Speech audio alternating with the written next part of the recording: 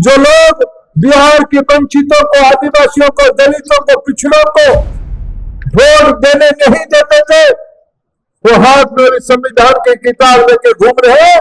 क्या वोट चोरी को रोकेंगे? नमस्कार, मैं शिव और आप देख रहे हैं आर्यन खबर। देखिए, आज बीजेपी के द्वारा यूथ कॉन्क्लेव रखा गया था पटना के ज्ञान भवन में और इसके मुख्य अतिथि केंद्रीय शिक्षा मंत्री धर्मेंद्र प्रधान थे। केंद्रीय शिक्षा मंत्री धर्मेंद्र प्रधान अपने संबोधन में कई बातों का जिक्र करते हुए नजर आए। वहीं बिहार में 2025 में चुनाव होना है और उस चुनाव से पहले सारी पार्टी अपनी रणनीति और आरोप और प्रत्यारोप की जो खेल है वो खेल रही है। लेकिन बात करें आपको कि बिहार में वोटर अधिकार यात्रा चल रही है, उस यात्रा को लेकर इस यूथ कॉन्क्लेव में केंद्रीय शिक्षा मंत्री धर्मेंद्र प्रधान ने बड़ी बातें कर दी है। पहले उनके इन बयानों को सुनवाते हैं कि वोटर अधिकार यात्रा को लेकर और राहुल तेजस्वी को लेकर क्या कुछ कह रहे हैं धर्मेंद्र प्रधान। शुरू हुई किसी गांधी मैदान में नौजवानों के नेतृत्व में, विद्यार्थियों के नेतृत्व में। आज 50 साल के बाद मैं फिर आपको याद दिलाने आया हूं। परिस्थिति बदली है, भूमिका आपकी बदली है, लेकिन आपके लक्ष्य समान है। देश के लिए आपको जिम्मेदारी लेना पड़ेगा। मित्रों, आज अनेक प्रकार के लोग भ्रमित करने के लिए बिहार आ रहे हैं। कांग्रेस पार्टी की ओर से एक अपप्रचार देश भर में करवाया जा रहा है वोट चोरी का। उनके साथ यहाँ के अराजकता फैलाने वाले लोग, आरजेडी के लोग साथ में हैं। दोनों लोग, आरजेडी और कांग्रेस वाले, घूम के ये कह रहे हैं कि हम वोट चोरी को रोकेंगे। मैं बिहार की नई पीढ़ी के लोगों को आज आह्वान करना चाहता हूं। ये विषय आपके लिए सहज है। आप चैट जीपीटी को पूछिए, आप ग्रोक को पूछिए, आप कोरा को पूछिए, आप गूगल में जाइए और थोड़ा पूछिए पिछले दिनों में बिहार में वोट चोरी करने का काम किसने किया। जो लोग बिहार के वंचितों को, आदिवासियों को, दलितों को, पिछड़ों को वोट देने नहीं देते थे, वो हाथ में संविधान की किताब लेके घूम रहे हैं। क्या वोट चोरी को रोकेंगे? पिछले दिनों में जो लोग बंदूक बम के माध्यम से पटना जैसे शहर में भी गरीबों की वोट चोरी किया था, वही लोग अभी छद्मवेश में फिर बिहार में घूम रहे हैं। हम वोट चोरी रुकेंगे। हम आपके माध्यम से बिहार की जनता के सामने ये प्रश्न रखना चाहते हैं। बिहार की जनता को जिम्मेवारी लेना पड़ेगा। क्या इस बिहार में मैं नौजवान को पूछना चाहूंगा, बिहार की संसाधनों के ऊपर अधिकार बिहार की नौजवानों की है या बांग्लादेशियों की है? किसके अधिकार है, बिहार या बांग्लादेश? ये यहाँ की पानी के ऊपर अधिकार किसकी है, बिहार या बांग्लादेश? यहाँ की खेतों में किसकी जोतने के अधिकार है? यहाँ की नौकरियों में किनके अधिकार है? यहाँ की मजदूरी में किनके अधिकार है? मित्रों, किनके वोट कटने वाला है? आपको प्रमाण दिखाना पड़ेगा। देश कोई धर्मशाला नहीं है, कोई खराज बांटने वाला हम लोग नहीं है। हम मेहनत करेंगे तो अपने ही लिए करेंगे, अपना देश को दुनिया के एक नंबर देश बनाने के लिए करेंगे, हमारे राज्य के विकास के लिए करेंगे। ये वोट चोरी की नारा लगाने में कहे, क्यों यहाँ रोहिंग्या को रहने देना चाहते हैं? क्यों बांग्लादेशी को यह वोट बनाना चाहते हैं? क्या बिहार के नौजवान उस चुनौती को स्वीकार नहीं करेगा? इस भ्रम को दूर नहीं करेगा? करेगा कि नहीं करेगा? करेगा कि नहीं करेगा?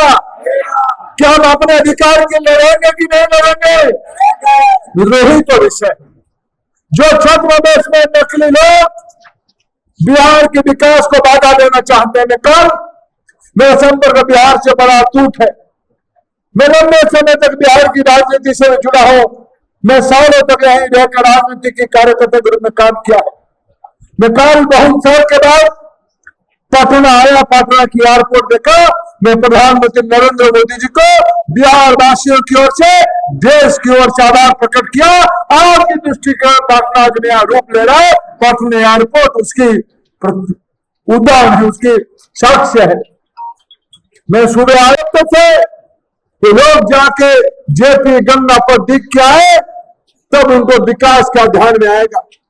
क्या मित्र, ऐसे नेता, जो नेता हमारे नरेंद्र मोदी है, जो नेता हमारे नीतीश कुमार है, उनके लिए आने वाले चुनाव में हमें मेहनत करना है या नहीं करना, बताओ भाई और बहनों।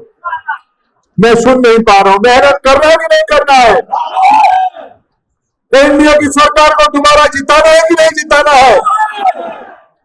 मित्रों, यही गांधी मैदान साक्षी है इमरजेंसी क्यों देश में लगी थी। नई पीढ़ी के लोगों को अध्ययन करना पड़ेगा, गूगल में जाकर अध्ययन करो तो चलेगा, पुराने किताब को पढ़ना पड़ेगा। लोगों की मौलिक अधिकार, फंडामेंटल राइट को कांग्रेस पार्टी ने छीन लिया था। ये राहुल गांधी, प्रियंका गांधी आज तेलंगाना के मुख्यमंत्री रेवंत रेड्डी को लेके घूम रहे हैं। जो रेवंत रेड्डी 2 महीने पहले कहा था बिहार की लोगों की खून अच्छी नहीं है, उनकी डीएनए अच्छा नहीं है, ऐसे लोगों को लेकर आए हैं राहुल गांधी और प्रियंका गांधी। उनकी सभा तेजस्वी यादव आयोजन कर रहे हैं। मैं आप लोगों का आह्वान करता हुआ, जाइए पूछिए, उनको माफी मांगनी चाहिए बिहार की जनता से। राहुल गांधी, प्रियंका गांधी, तेजस्वी यादव को बिहार की जनता के सामने माफी मांगनी चाहिए कि नहीं चाहिए? क्या गाली देने वालों को मदद करनी चाहिए? क्या रेवंत रेड्डी ने ठीक काम किया था? ऐसे लोगों को घूमने वाले लोग इमरजेंसी लगाए थे। क्यों इमरजेंसी लगाए थे?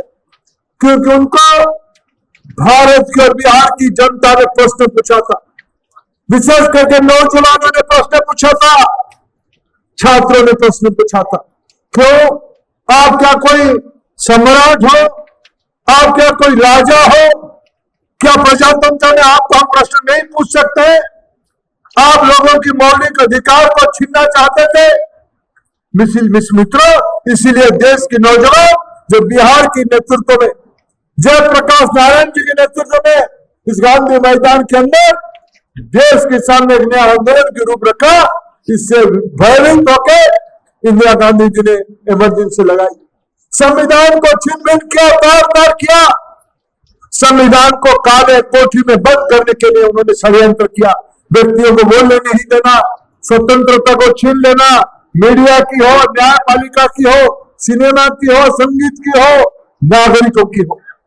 ऐसे लोग फिर एक बार बिहार में आके स्वांग रच रहे हैं। मैं आज की यूथ और बिहार को यही 2 प्रश्न पूछना चाहता हूं। 2047 को बनाने का जिम्मेवारी किसकी है? किसकी है? आपकी है या नहीं है? बनाएंगे, डेवलप नेशन बनाएंगे। क्या उसको बाधा डालने वाले लोगों को हराएंगे कि नहीं हराएंगे? 2 दायित्व है। 47 के लक्ष्य को पूरा करना है, उनमें बाधा देने वाले लोगों को हराएंगे कि नहीं हराएंगे?